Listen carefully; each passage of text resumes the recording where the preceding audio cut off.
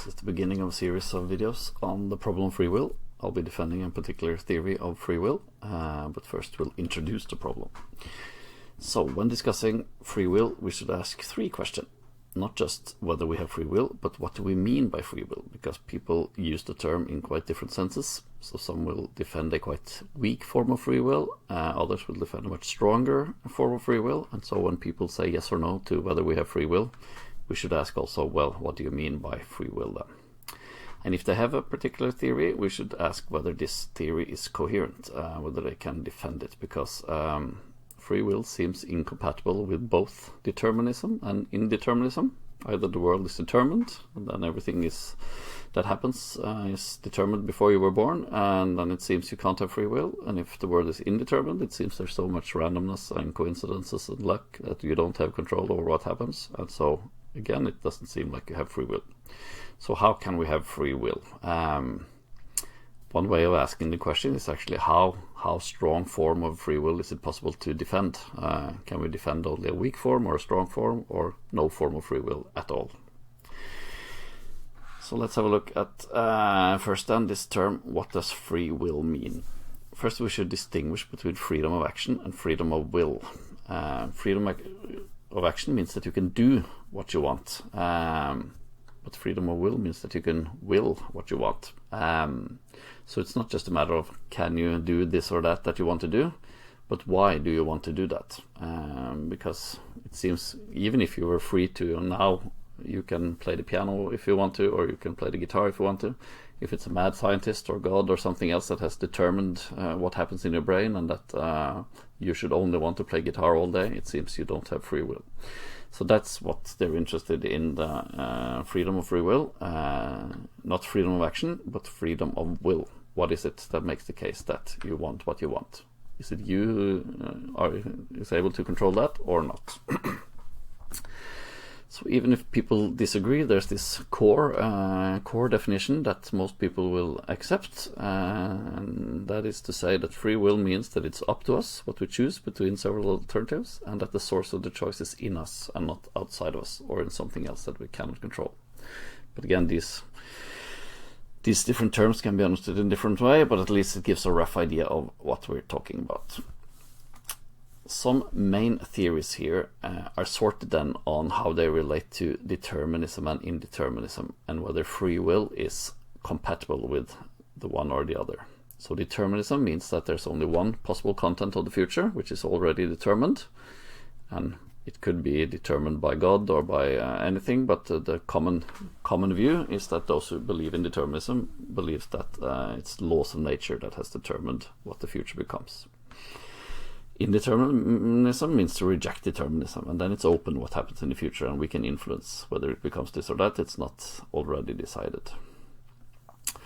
So here we have on each side we have two theories rejecting that there is free will. Hard determinists, they say that the world is determined and free will is not compatible with determinism, so we have no free will.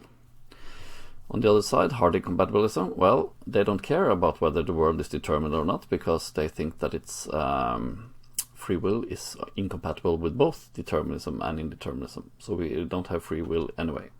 Either everything is determined before we were born, and then we have no free will, or there are so many random occurrences and chance events, and we don't have control, and we don't have free will. But the two main theories then arguing that we have free will is compatibilism, and they think that free will is compatible with determinism, and so and also with indeterminism. But the main point is that it's compatible with determinism, and then it's okay to say that we have free will. Whereas the libertarians, they think that free will is only compatible with indeterminism. But they also believe that the world is indeterminate, so they believe in free will. But they believe in a quite strong form of free will then. The future is open and we can influence what it becomes. Compatibilists, they believe in a quite weak form of free will, because they say, yes, we have free will, but everything that happens is already determined before we were born. Yes, so those are the main view. There are different subtypes, etc., and we'll get back to some of them. I'll focus on the subtypes of libertarianism because I'm going to defend the subtype. See, there's a spelling libertarism. It should be libertarianism. So I'll go into a bit more detail on libertarianism.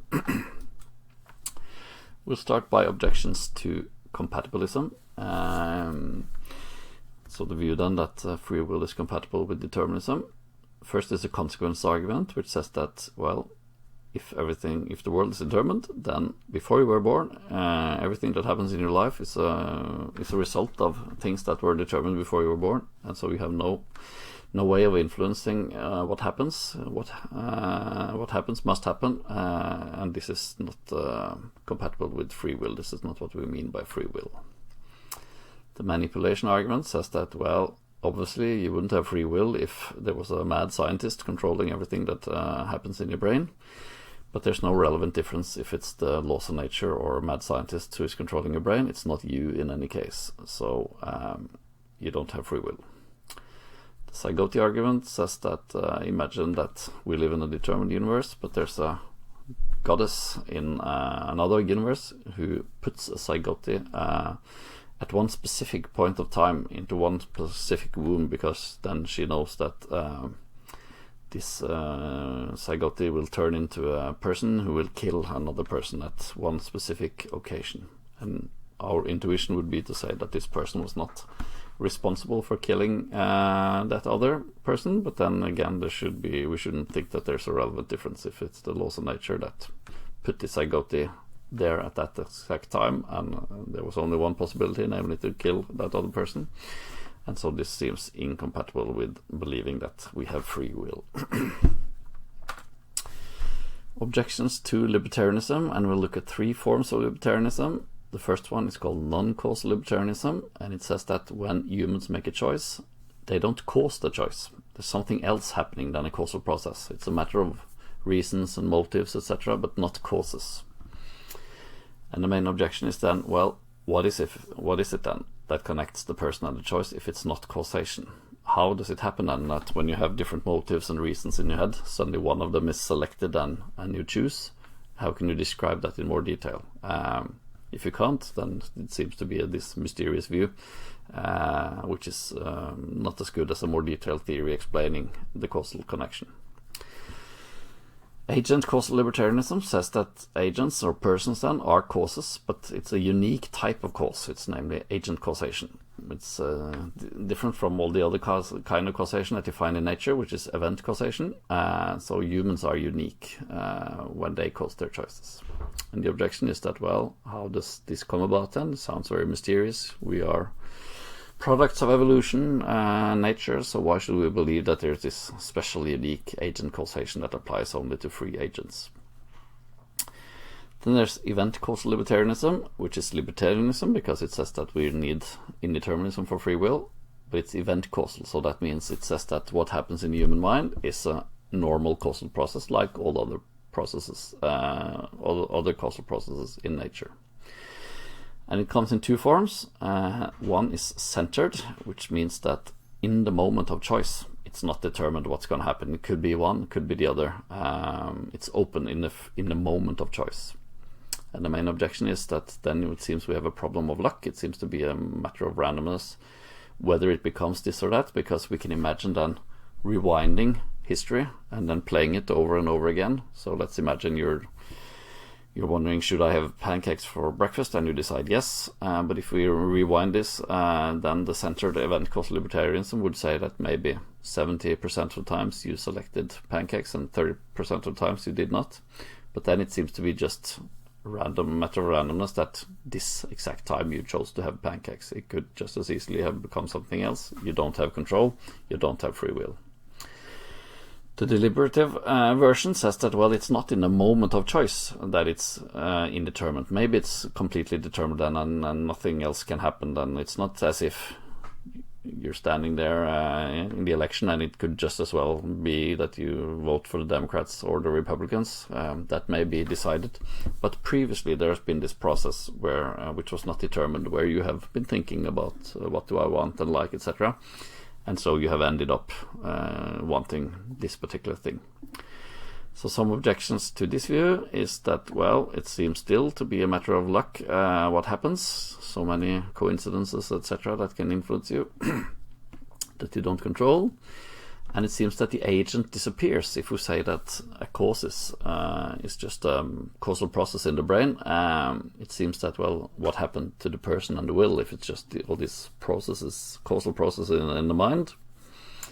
That's the second objection. And the third objection is the regress problem. If you say that it's a normal causal process, it seems that you can just track this process further and further back in time. If you ask, why did you want to do that? Well, because this and that. Well, why did you want that then? Well, because this and that. And you can start going back and back and back, and then back to you were born, and then back to before you were born. So it seems that there's no reason to stop with the person. You can just go back in time until before the person, and then it seems that the person isn't the cause, but rather something before. Maybe you had those genes because those people met, and those people met, and etc., etc. So these are then different objections to libertarianism. And the objections to those who reject free will would be to say then that, well, we have this experience of having free will. It's sort of a presupposition for everything we do and hold each other responsible, etc. They claim that we have no free will because there are no coherent theories of free will, whereas defenders of free will say, yes, we have these coherent theories. So that's the sort of question that, is there a coherent theory of free will that we can defend or not? There are also some objections against all theories of free will that come from neuroscience, because they say, well, it doesn't matter, even if the world is indeterminate. Everything that happens in the brain is determined, and it's determined at a level that happens before a conscious agent starts deliberating. So there are especially three types of argument then. The first is Libet-style experiments, because there was a neuroscientist called Benjamin Libet who did these experiments in the 80s, where he, by scanning brains, could say half a second before people chose either to press a button or stretch their finger or something. He could say, now they're going to stretch their finger, and it was half a second before they were conscious of, now I want to do it. So they were supposed to write down when they got their choice, conscious intention of doing something, and he could say half a second before that they were going to do it. And then there has been more advanced experiments later, where up to 10 seconds before they can say that people are going to press this or that button, etc. And with a lot of error and margins, etc. But more than just random guessing, and it seems that they're clearly onto something, and experiments in rats, etc., can to a larger degree determine is the rat going to go left or right, etc. I'm saying etc. a lot now. Do I have free will? I don't know. Okay, so the idea then is that as we learn more about the brain, we will probably see that the brain decides everything for us non-consciously before we are conscious of it. There's another kind of experiment that supports this view, and that's called confabulation.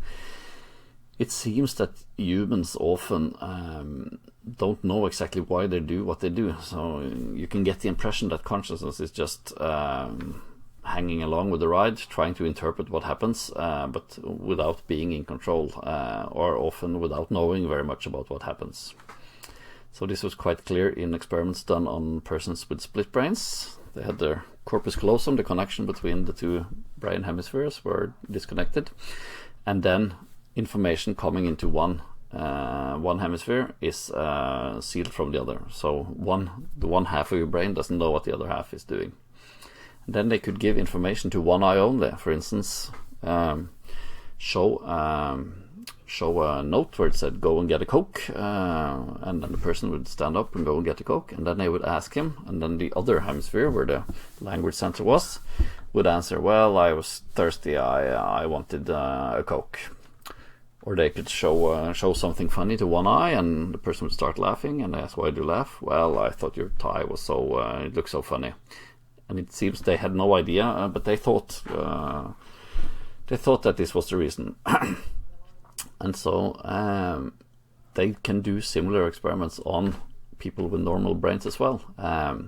For instance, they can make us choose something and then say, well, you chose this, and they show something else. Why did you do that? And it seems we just invent reasons and have quite little control over why we do what we do. So for example, in one experiment, people got cameras on their heads, and then they were supposed to catch, there was this helicopter, a small helicopter flying around, and they said at one point it will stop flying and you should try to catch it before it falls. And then people would make their strategies, and they were interviewed and say, what was your strategy? Well, I tried to run in zigzag, or I tried to run towards it, or I chased it, or I guessed where it would land. People had all sorts of theories and explanations of what they were doing and what they were planning. But when they looked at the camera, they saw that everyone had chosen the exact same strategy of just running towards the helicopter in a straight line. So it seemed that all of their brains had already determined one set of strategy, but they believed they were doing something else. So examples like these, that there are plenty of, are meant to support that maybe consciousness isn't actually choosing something, doing something. It's just interpreting after the event what's happened to give us a sense of being in control without really being in control. Third objection is reductionism, just a claim that we don't need these concepts that you philosophers talk about when you talk about persons and freedom and will, etc. We can just describe everything that happens as processes in the brain, information getting in, activating certain desires and certain facts from memory, reaching a threshold of desire, sending signals to the muscles and moving. There's no need to talk about persons and freedom and will. So since we can explain everything that happens without them, we should just throw these concepts away. That's the argument from reductionism. So then, in order to defend the theory of free will, you should explain and answer all of these objections, and that's the plan then in the rest of the videos, that I'm going to defend one specific form of free will that will be categorized as a deliberative event causal libertarianism. So the belief that the mind is a causal process, but that free will requires indeterminism. And I'm going to explain that now by talking about different topics and answering the different objections that we have looked at. So we'll start in A2, talking about determinism and indeterminism, where I will reply to the objection then that if the world is determined, then we can't have free will. Then we move on to causation and choices, where I'll answer the regress problem, that it seems that we can just follow the causal process back to before you were born. Then we're going to talk about what it means to have an independent autobiographical self, and we'll talk about the disappearing agent objection and the regress problem, some more details on that problem. Then we'll talk about what it means to be responsible, the problem of luck in 8.6, weakness of will, how is it possible, because it seems we often experience that we want something and yet we do something else. How is that compatible with the theory of free will? And then finally, other objections in 8.8. So now you know what's coming in the next videos.